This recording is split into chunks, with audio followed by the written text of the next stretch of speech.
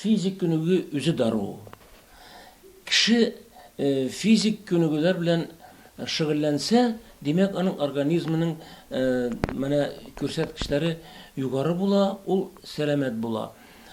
Менә кайбер кишилер әйтәләр, вот аның кан басымы да күтәрелеп китә, башкасы да. Әгәр әйләнеп кайтсаң, шулай матур гына хәрәкәт итеп, бөтенесе нормальлаша.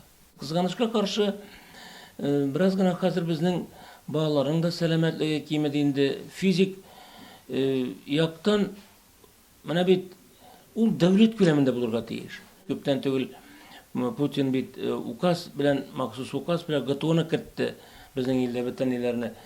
Аның идеясы әйбәт, конечно, но ләкин аны тормышка ашыру әле тиешле дәрәҗәдә куелмаган. Аның заманында ил буенча советы бар иде, космонавт Беляев аның рәисе иде. Аның һәрбер төбәктә, һәрбер республикада аның үзенең оешмалары бар иде. Менә әйтик ди бала, яшь кыз кияүгә чыга, ул балага уза, баланы тудыра алмый.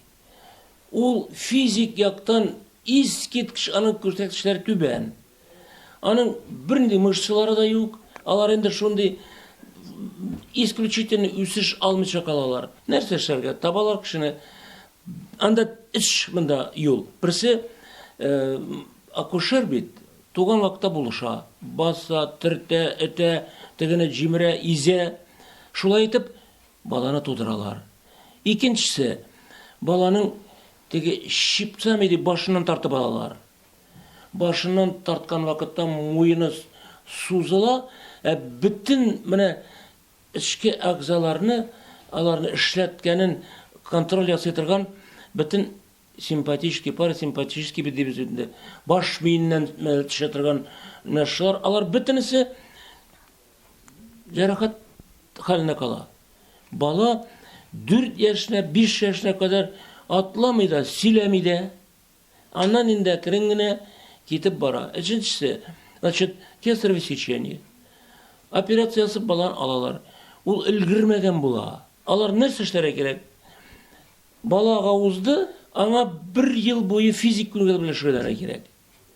Күп иттереп, җыяу, йөри, йөгерә, йөзә, әкрен ел күләмендә аның бөтен мышцалары тиешле дәрәҗәдәге үсеш ала. 40% балалар шулай туа икән, бу мәсьәләне бит хәл итәргә кирәк.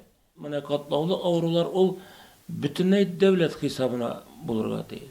Менә анда 200 мең, миллионлап акча каян таба ул кеше? Тем более авырушы каян табарга тиеш ул? Бесплатно булырга тиеш ул. Но анда исключительно аны уйлап, зур контроль белән эшләргә тиеш аны. Монда хәзер бит аның бигрәк тә кызык, больницага килеп керү белән уже талый башлыйлар. Даже кабинетка кертмиләр, әгәр дә син аның тиешле дәрәҗәдә рәхмәт әйтмәсәң.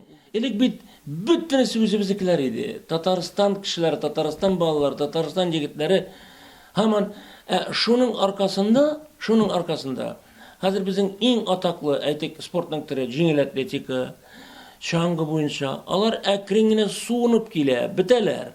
Чөнки анда сатып алырга юк кеше. Аны сатмыйлар да, сатып та алмыйсың, акчасы да юк. Монда бит футбол, хоккей, волейбол менә шундый уенчыларны сатып алалар. Бу юнәлеш гомумән спортны юкка чыгару юлына баскан ул. Бөтенләй туктатырга кирәк. Сатып алма, бирмә акчасын. Дәүләт акчасы сатып алалар бит. Бездән җыган акчага сатып алалар. Менә көрәш, татар көрәше, милли көрәш безнең ул үзебезнеке инде, бездә ул. Зур уңыш, соңгы елларда бик зур уңышка ирештеләр. Япониядә физкультура беренче урында. Мәктәптә, урта белем бирә торган мәктәптә физкультура фәне беренче урынга куйган.